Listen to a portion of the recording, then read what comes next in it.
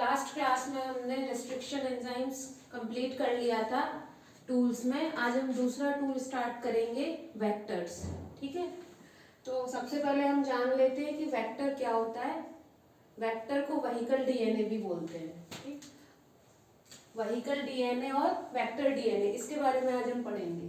तो वेक्टर का काम क्या होता है, जैसे हमें पता है जब हम रिकॉम्बिनेंट डीएनए बनाते हैं तो सबसे पहला तो एक हमारा होता है जीन ऑफ इंटरेस्ट।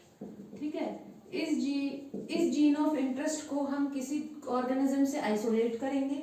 अब उस जीन ऑफ इंटरेस्ट को हमें किसी दूसरे ऑर्गेनिज्म में इंट्रोड्यूस करना है, तो उसके लिए हमें क्या चाहिए, वेक्टर चाहिए। जैसे आप लोगों ने पढ़ा होगा मलेरिया का वेक्टर होता है एनाफिलीज मॉस्किटो होता है, उसमें प्लाज्मोडियम होता है कॉजल ऑर्गेनिज्म, पर वो ह्यूमन तक किसके थ्रू आता है, एनाफिलीज मॉस्किटो के थ्रू। तो वो एक तरह का क्या काम कर रहा है, कैरियर का काम कर रहा है। उसी तरह से इसमें क्या है, जो हमारा जीन ऑफ इंटरेस्ट है उसको हमें जब होस्ट ऑर्गेनिज्म में लेके जाना है तो उसके लिए हमें क्या चाहिए, उसमें एक वेक्टर चाहिए। वेक्टर भी क्या एक डीएनए ही है। तो ये क्या कर रहा है, हमारे जीन ऑफ इंटरेस्ट को होस्ट ऑर्गेनिज्म तक ले जाने के लिए एक कैरियर का काम करता है। ठीक है, तो जैसे मान लीजिए ये हमारा जीन ऑफ इंटरेस्ट है और ये हमारा वेक्टर है, वेक्टर है। ठीक है, तो अभी हमें इसमें इसको इंट्रोड्यूस करना है। तो सबसे पहले हम रेस्ट्रिक्शन एंजाइम की हेल्प से क्या करेंगे, इसको कट करेंगे और इसको यहाँ पे इंट्रोड्यूस कर देंगे। अब इंट्रोड्यूस करने के बाद इसको हम कहाँ लेके जाएंगे, होस्ट में। ठीक है, तो ये हमारा जीन ऑफ इंटरेस्ट किस में आ गया है, दूसरे डीएनए में आया है, जिसमें जो क्या कर रहा है, एक तरह से कैरियर का काम करता है।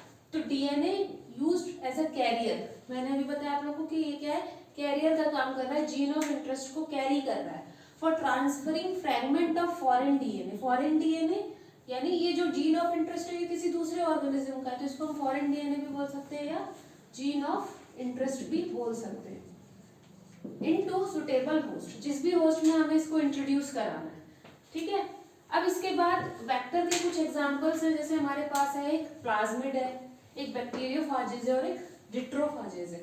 ठीक है, तो जो रिट्रोवायरसेस हैं ये किसके लिए यूज होते हैं, ह्यूमन बींग्स में यूज किया जाता है इनको वेक्टर की तरह। उसी तरह से प्लाज्मिड है, उसको भी हम यूज कर सकते हैं, बैक्टीरियोफाजेज को भी यूज कर सकते हैं।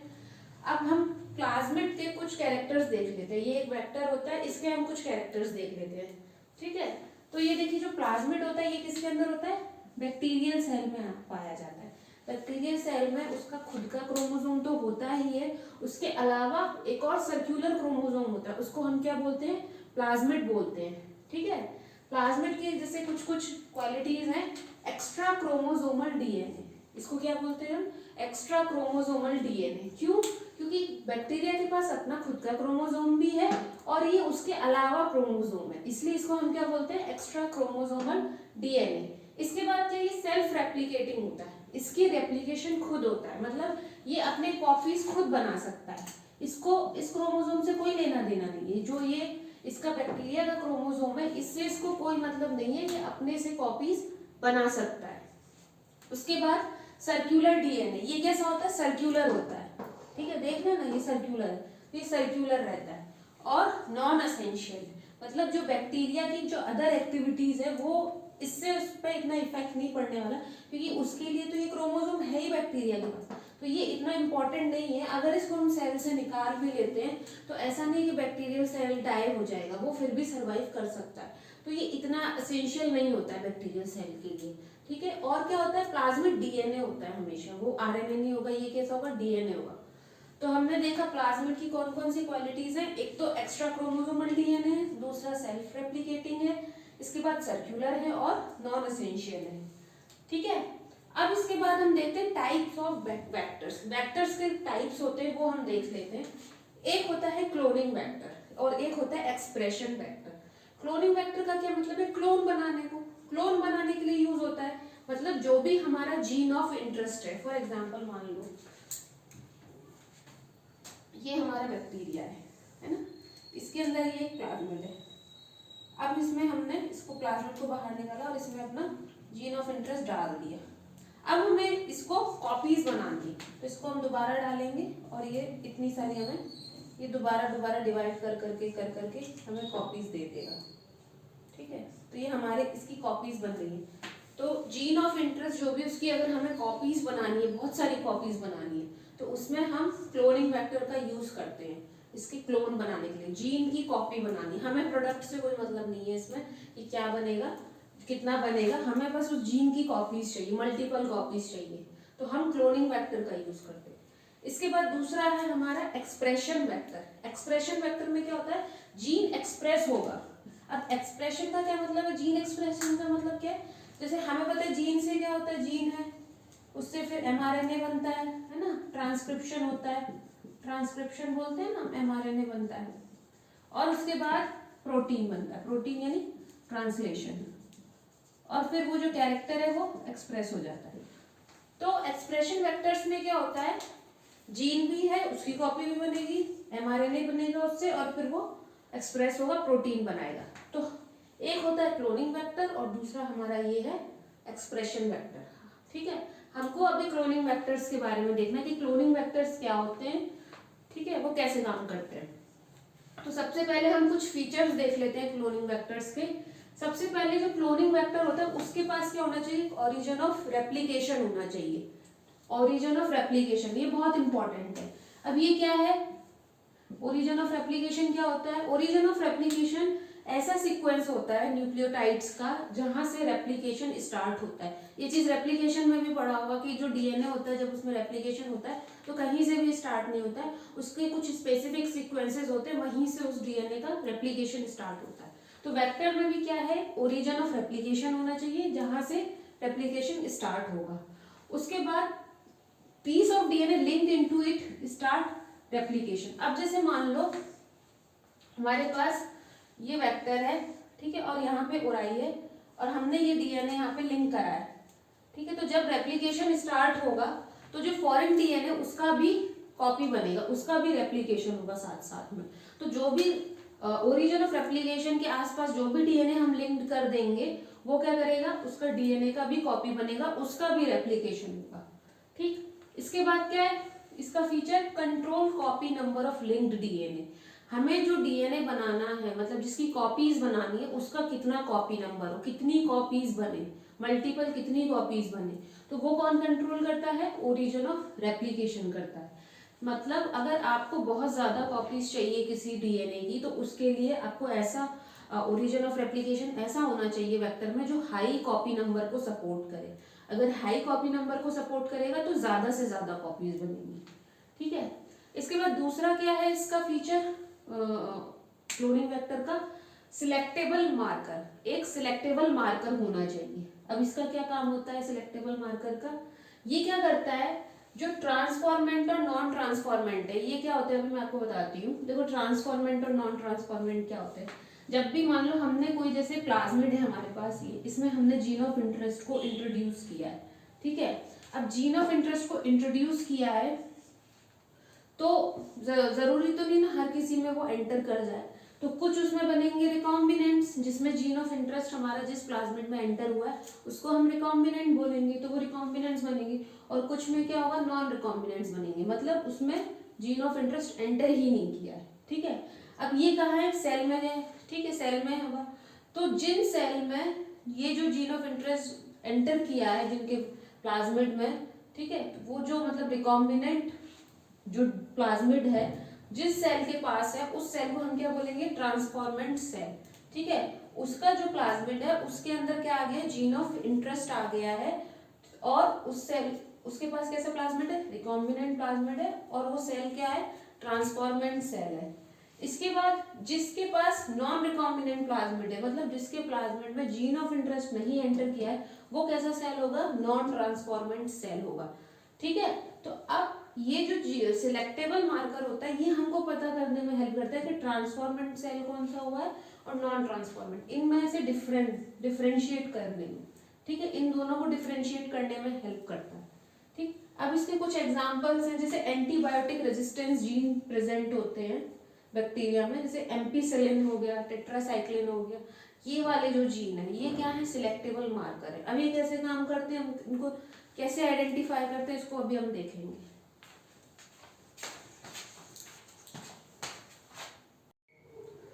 तो तो अभी हम सिलेक्टेबल मार्कर के बारे में देख रहे थे। तो मैंने बताया था कि सिलेक्टेबल मार्कर आइडेंटिफाई करने में हेल्प करते हैं ट्रांसफॉर्मेंट्स और नॉन ट्रांसफॉर्मेंट सेल्स को। इसके एग्जांपल हैं जैसे एम्पिसिलिन हो गया, टेट्रासाइक्लिन हो गया, ये क्या है एक तरह के सिलेक्टेबल मार्कर्स हैं। अब देखते हैं ये काम कैसे करता है। तो जो बैक्टीरिया होता है उसके पास क्या होते हैं, एंटीबायोटिक रेजिस्टेंस जीन होते हैं, जिसकी वजह से क्या करता है वो सर्वाइव कर रहा है एंटीबायोटिक रेजिस्टेंस जीन की वजह से। मान लीजिए हमारे पास क्या है, ये एक प्लाज्मिड है, ठीक है, इसमें हमने ये एंटीबायोटिक रेजिस्टेंस जीन को डाल दिया, ठीक। अब ये जब हमने इसमें एंटीबायोटिक रेजिस्टेंस जीन को डाला है तो ये हमें पता, सिलेक्टेबल मार्कर हेल्प करेगा पता करने में कि ये जीन इसमें एंटर हुआ है कि नहीं हुआ है ना, ये जीन एंटर हुआ है कि नहीं हुआ है, ये सिलेक्टेबल मार्कर हमको हेल्प करेगा पता करने में ये जो एंटीबायोटिक रेजिस्टेंस है कि नहीं। तो हमने क्या किया, अगर ये एंटर किया होगा तो वो बैक्टीरिया क्या करेगा, सर्वाइव करेगा। अगर ये एंटर नहीं किया होगा तो वो डेड हो जाएगा, वो सर्वाइव नहीं कर सकता।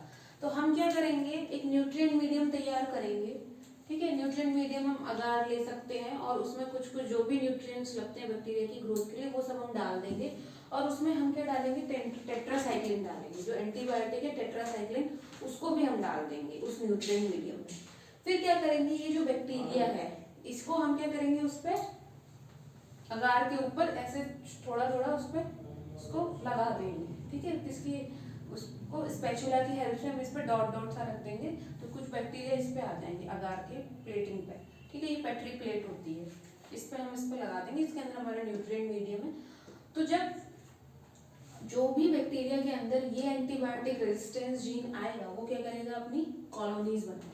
तो colony of bacteria having antibiotic, देखो ये जो कॉलोनीज बन रही हैं, ये जो कॉलोनीज हैं इनमें क्या आ गया है, इनमें एंटीबायोटिक रेजिस्टेंस जीन एंटर कर गया है, तभी ये टेट्रासाइक्लिन पे एक्टिव हैं, ये सर्वाइव कर रहे हैं। तो बैक्टीरिया में आए, फिर उससे जो आगे की जो कॉलोनीज बननी, मतलब वो मल्टीप्लाई करेगा, फिर अपनी और कॉलोनीज बनाएगा, तो उन सब में क्या आ गया है, ये एंटीबायोटिक रेजिस्टेंस जीन एंटर करेगा, उसकी वजह से इसने ये कॉलोनीज बनाई है। और जो नहीं किया होगा एंटर, वो क्या हो जाएगा, डेड हो जाएगा। तो जिन जिन सेल्स में ये जो जो कॉलोनीज में ये जो भी सेल्स प्रेजेंट हैं जो सर्वाइव करें, उनको हम क्या बोलेंगे, ट्रांसफॉर्मेंट सेल, ठीक है। तो इस तरह से हमको सिलेक्टेबल मार्कर हेल्प आउट करते हैं ट्रांसफॉर्मेंट और नॉन ट्रांसफॉर्मेंट को आइडेंटिफाई करने में। इसके बाद नेक्स्ट आता है, तीसरा क्या है इसमें, क्लोनिंग साइट्स। वेक्टर में पहला हमने पढ़ लिया ओरिजिन ऑफ रेप्लिकेशन, दूसरा हमने पढ़ लिया सिलेक्टेबल मार्कर, और तीसरा हमारा क्या है, क्लोनिंग साइट्स, ठीक है। तो जब हम किसी डीएनए को लिंक कर रहे हैं, ठीक है, तो टू लिंक एलियन डीएनए, हमें पता है कि वेक्टर, अगर हमें एलियन डीएनए को एंटर करना है उसमें, तो उसके पास क्या होनी चाहिए, वेक्टर के पास कुछ कुछ रिकॉग्निशन साइट्स होनी चाहिए रिस्ट्रिक्शन एंजाइम्स के लिए, है ना। रिस्ट्रिक्शन एंजाइम्स को हम और क्या बोलते हैं, मॉलिक्यूलर सीजर बोलते हैं। और हमें ये भी पता है वो डीएनए को क्या करते हैं, कट करने में हेल्प करते हैं। तो जब हम प्लाज्मिड के डीएनए को कट करेंगे तभी हम उसमें क्या कर सकते हैं, फॉरेन डीएनए को इंट्रोड्यूस करेंगे। तो उसके पास क्या होनी चाहिए, सबसे पहले तो रिकॉग्निशन साइट्स होनी चाहिए कुछ कुछ रिस्ट्रिक्शन एंजाइम्स के लिए। फिर वो जब रिकॉग्नाइज करेगा, उसको कट करेगा, तभी उसमें हम फॉरेन डीएनए एंटर कर सकते हैं। उसके बाद क्या होगा, alien DNA ligated restriction site, जब उसमें रिस्ट्रिक्शन एंजाइम की हेल्प से, मान लो जैसे हमारा, इसी को मैं बताऊंगी अभी आप लोगों को, ये जो PVR32 वेक्टर दिया है आपकी बुक में, इसको ही हम देखेंगे। तो रिस्ट्रिक्शन साइट होगी, वहां पे रिस्ट्रिक्शन एंजाइम की हेल्प से हम कट लगाएंगे और उसमें एलियन डीएनए को हम उसमें इंट्रोड्यूस करेंगे। जैसे आपकी बुक में एक एग्जांपल दिया वेक्टर PVR32 का, ठीक है। अब देखो इसमें कितने सारे रिस्ट्रिक्शन एंजाइम्स की साइट्स है, जैसे BAM1 है, SAL है, PVU है, फिर PST1, PVU1, EcoR1, ये सारी क्या है, ये रिस्ट्रिक्शन साइट्स हैं, ठीक है। तो हमने जैसे ये BAM-H1 साइट है, ये क्या है, टेट्रासाइक्लिन रेजिस्टेंस है, इसमें हम क्या करेंगे, ये एक रिस्ट्रिक्शन साइट है, इसमें हम किसी फॉरेन डीएनए को जब लाइगेट कर देंगे, ठीक है, जब फॉरेन डीएनए को हम इसमें लाइगेट करेंगे तो क्या बन जाएगा, इधर ये टेट्रासाइक्लिन की रेजिस्टेंस की साइट है ना, इसमें हम फॉरेन डीएनए को जब लाइगेट करेंगे तो जो रिकॉम्बिनेंट प्लाज्मिड हमारा बनेगा उसके पास क्या होगा, टेट्रासाइक्लिन रेजिस्टेंस नहीं होगा, क्योंकि क्या है, जैसे ये है हमारा, इसके बीच में हम कोई फॉरेन डीएनए लाइगेट कर देंगे इधर, जैसे मान लो ये साइट है, इसके बीच में हमने कोई फॉरेन डीएनए लाइगेट कर दिया अपना, तो ये जो ओरिजिनल था, जो सीक्वेंस था, वो हैम्पर हो गया। अब वो जो प्रोटीन पहले बनाता था टेट्रासाइक्लिन रेजिस्टेंस के लिए, अब वो नहीं बना पाएगा, क्योंकि इसमें क्या है, दूसरा हमारा डीएनए हमने इसमें इंट्रोड्यूस कर दिया है। तो जब वो प्रोटीन वो डीएनए इंट्रोड्यूस करेंगे, तो जो टेट्रासाइक्लिन रेजिस्टेंस बनना होना था वो अब इसमें नहीं हो पाएगा। तो उसकी वजह से क्या है, उसकी वजह से क्या होगा, ये जो प्लाज्मिड है वो टेट्रासाइक्लिन रेजिस्टेंस लूज कर देगा, है ना। तो ये क्या है, जो रिकॉम्बिनेंट प्लाज्मिड होगा उसने क्या किया, टेट्रासाइक्लिन रेजिस्टेंस को क्या कर देगा, लूज कर देगा। ठीक है, इसको हम इस प्रोसेस को हम इंसर्शनल इनएक्टिवेशन भी बोलते हैं। ठीक है, तो हमने क्या किया, एक फॉरेन डीएनए को, फॉरेन जीन को एंटर कर दिया इस एंटीबायोटिक रेजिस्टेंस साइट पर। उसकी वजह से क्या हुआ, जब ये इंसर्ट कर दिया तो इसने क्या कर दिया, जो एक्चुअल में रेजिस्टेंट पहले जो होता था वो उसको क्या कर दिया, इनएक्टिवेट कर दिया। अब जब ये इनएक्टिवेट हो गया तो अब ये फर्दर ये क्या है, रेजिस्टेंट नहीं दे पाएगा टेट्रासाइक्लिन का, है ना, क्योंकि ये क्या कर दिया, हमने इसको इनएक्टिवेट कर दिया।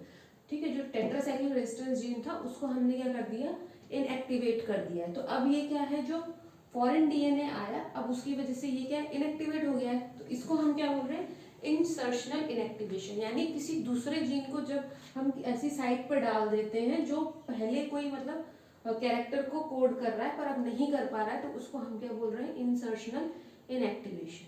ठीक है, अभी हम इसको और डिटेल में देखेंगे PBR32 को।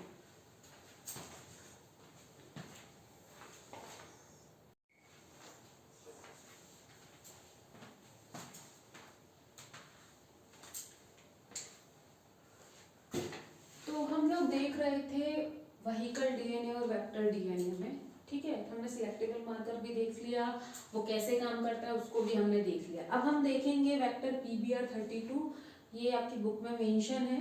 ठीक है, तो ये जो वेक्टर PBR32 है, ये कैसा वेक्टर है, ये एक प्लाज्मिड वेक्टर है। ठीक है, इसमें एक प्लाज्मिड लिया गया, प्लाज्मिड कहाँ से लिया गया है, इकोलाई से, इकोलाई का प्लाज्मिड लिया गया है।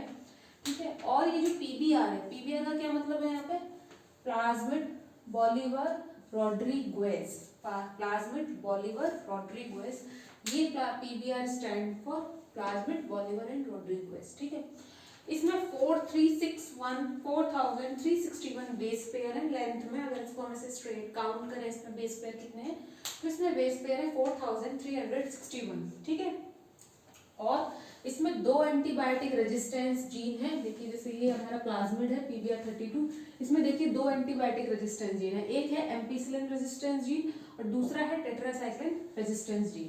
तो दो एंटीबायोटिक रेजिस्टेंस जीन है, एक है एम्पिसिलिन है और दूसरा आपका है टेट्रासाइक्लिन। ठीक है, ओरिजिन ऑफ रेप्लिकेशन है, ये ओरिजिन ऑफ रेप्लिकेशन है। ROP जीन, यहाँ पे ये जो ROP है ये किसके लिए है, ये कॉपी नंबर है। ठीक है, कॉपी नंबर डिसाइड करता है, प्लाज्मिड कॉपी नंबर उसका जीन है। इसके बाद यहाँ पे देखिए, ये जो प्रमोटर रीजन है, इसमें दो रिस्ट्रिक्शन एंजाइम्स के जीन है, एक तो SCLA1 और एक HIND3, इन दो रिस्ट्रिक्शन एंजाइम्स के जीन है। ठीक है, इसके अलावा इसमें और कौन कौन से रिस्ट्रिक्शन एंजाइम के जीन, जैसे देखिए एक ये BAM-H1 साइट है, एक SAL1 है, एक PBU2 है, एक PST1 है, एक PBU1 है और एक EQUAR1। तो ये सारी रिस्ट्रिक्शन एंजाइम्स की साइट्स हैं। ठीक है, तो ये आपका वेक्टर PBR332 है। ठीक, अब मान लो हमको इसमें कोई फॉरेन डीएनए लाइगेट करना, तो हमने कहाँ लाइगेट किया, ये जो टेट्रासाइक्लिन रेजिस्टेंस जीन है, ये जो BAM-H1 वाली जो साइट है रिस्ट्रिक्शन एंजाइम्स की, इसको हमने यहाँ पे लाइगेट किया। अभी जो मैंने अभी बताया आप लोगों को कि अगर हम यहाँ पे कोई जीन लाइगेट कर देंगे तो जो टेट्रासाइक्लिन रेजिस्टेंस है वो अब इस में नहीं रहेगा, जो पहले ये था टेट्रासाइक्लिन रेजिस्टेंट। अब अगर हम इसमें कोई जीन लाइगेट कर दें, जिसमें फॉरेन डीएनए इसमें लाइगेट कर दें, तो इसमें अब टेट्रासाइक्लिन रेजिस्टेंस नहीं रहेगा। ठीक है, तो अगर मान लो हमने इसमें BAM-H1 साइट पर कोई फॉरेन जीन लाइगेट किया है, ठीक है, तो जो रिकॉम्बिनेंट प्लाज्मिड होगा, जो मैं बार बार बोल रही हूँ, जो रिकॉम्बिनेंट प्लाज्मिड है उसमें क्या है, टेट्रासाइक्लिन रेजिस्टेंस नहीं बचेगा, क्योंकि यहाँ पे हमने कोई फॉरेन डीएनए लाइगेट किया है। तो अब हमको रिकॉम्बिनेंट्स और नॉन रिकॉम्बिनेंट्स को अगर हमें आइडेंटिफाई करना है, ठीक है, सिलेक्ट नॉन रिकॉम्बिनेंट्स को हमें रिकॉम्बिनेंट्स में आइडेंटिफाई करना है। रिकॉम्बिनेंट्स में जिनमें ट्रांसफॉर्मेंट्स बोलेंगे, ठीक है, जो इसमें रिकॉम्बिनेशन हुआ है, जिसमें आरडीएनए बना है, उन सेल्स को हम ट्रांसफॉर्मेंट बोलेंगे, और जो नॉन रिकॉम्बिनेंट सेल प्लाज्मिड है उसमें नॉन ट्रांसफॉर्मेंट। तो ट्रांसफॉर्मेंट और नॉन ट्रांसफॉर्मेंट्स को हमको अगर आइडेंटिफाई करना है तो हम क्या करेंगे, तो हम क्या, जैसे हमारा ये ट्रांसफॉर्मेंट है, इसमें हमारा ये जो फॉरेन डीएनए ये इसके प्लाज्मिड में आ गया, तो ट्रांसफॉर्मेंट को सबसे पहले हम किस पे ग्रो करेंगे, एक एम्पीसिलिन मीडियम पे, है ना। इसमें दो रेजिस्टेंस जीन है, एक टेट्रासाइक्लिन और एक एम्पीसिलिन। तो एम्पीसिलिन रेजिस्टेंस वाले पे हम एम्पीसिलिन वाले मीडियम पे ग्रो करेंगे। एम्पीसिलिन वाले मीडियम पे जब ग्रो करेंगे तो वो ग्रो होगा, क्योंकि उसमें तो एम्पीसिलिन रेजिस्टेंस जीन है अभी। फिर हम उसको किस पे ग्रो करेंगे, टेट्रासाइक्लिन पे। टेट्रासाइक्लिन ऐसे मीडियम पे ग्रो करेंगे जिसमें टेट्रासाइक्लिन है। तो जब टेट्रासाइक्लिन पे ग्रो करेंगे तो वो उसमें ग्रो नहीं होगा। क्यों? क्योंकि यहाँ पे क्या है, हमारा फॉरेन डीएनए आ चुका है, तो अब टेट्रासाइक्लिन रेजिस्टेंस जीन नहीं कोड कर रहेगा, नहीं प्रोटीन बनाएगा, तो फिर उसको क्या होगा, टेट्रासाइक्लिन रेजिस्टेंस में वो नहीं ग्रो कर पाएगा। तो रिकॉम्बिनेंट जो होगा वो हमारा ग्रो कर जाएगा एम्पीसिलिन मीडियम पे, है ना। Recombinant grow on ampicillin medium पे ग्रो करेगा, but not on tetracycline containing medium पे, ठीक है। एम्पीसिलिन जिस मीडियम में है उसमें हमारा रिकॉम्बिनेंट ग्रो करेगा और टेट्रासाइक्लिन पे ग्रो नहीं करेगा, ठीक है। लेकिन जो नॉन रिकॉम्बिनेंट है वो दोनों पे ग्रो करेगा। तो इस तरह से हम आइडेंटिफाई कर पाएंगे कि कौन सा सेल ट्रांसफॉर्मेंट है और कौन सा सेल ट्रांसफॉर्मेंट नहीं है।